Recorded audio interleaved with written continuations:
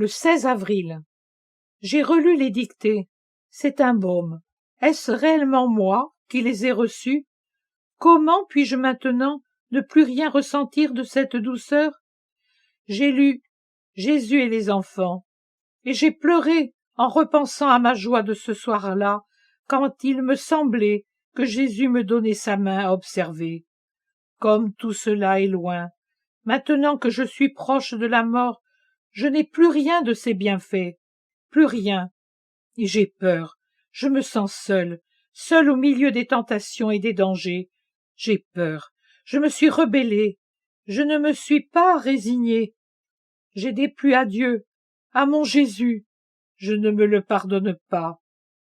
Mais s'il ne vient pas à mon secours en cette heure horrible pour moi, comment puis-je en sortir victorieuse toute seule?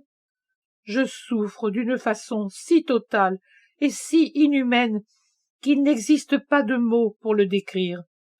Je ne me sens plus protégée par Dieu. J'ai peur, peur, peur de tout, peur de la terre et du ciel, peur de moi et de Satan qui veut m'arracher à Dieu. Peur. Le 17 avril. Je pense qu'aujourd'hui vous n'êtes pas là, et je ne recevrai pas la communion. Je pense qu'il en sera ainsi tous les jours désormais. Comme toujours, elle s'adresse au père Migliorini. Ô mon pain, qui faisait ma joie, et que je perds maintenant, que j'aurai si rarement.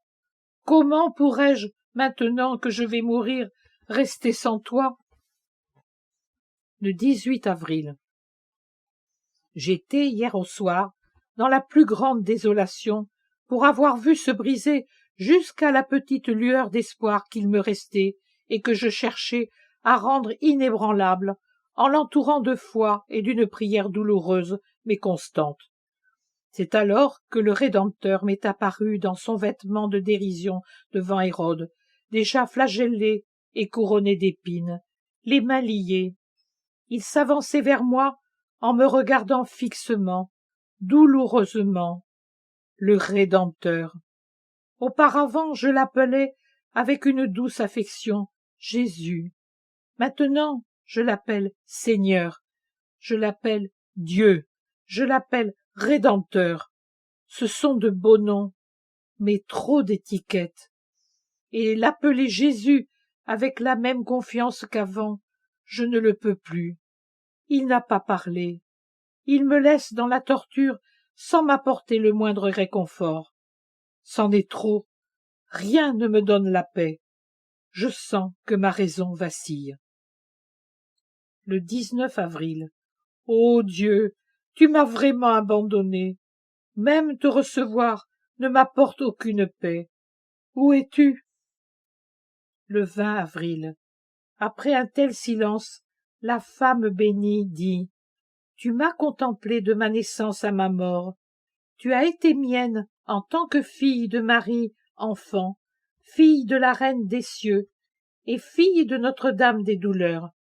J'ai voulu que tu sois mienne dans 3 congrégations différentes pour que tu m'aimes toujours, ma fille. Je suis proche de tes larmes. Abandonne-toi à moi. J'ai entendu cela pendant que j'embrassais l'effigie de Sainte Marie enfant. Aussitôt après, la lettre de sœur Isa m'est arrivée. Le 21 avril. Même le dernier brin d'union a disparu. Je prie cependant. Alors, pourquoi un tel abandon? Le 22 avril. Rien. Toujours la désolation la plus rude. Le 23 avril. Rien. Ma désolation devient de plus en plus âpre. Je prie uniquement Marie, parce que je n'en peux plus, et parce que je la sens compatissante, même si elle est absente et pas libre d'intervenir en ma faveur.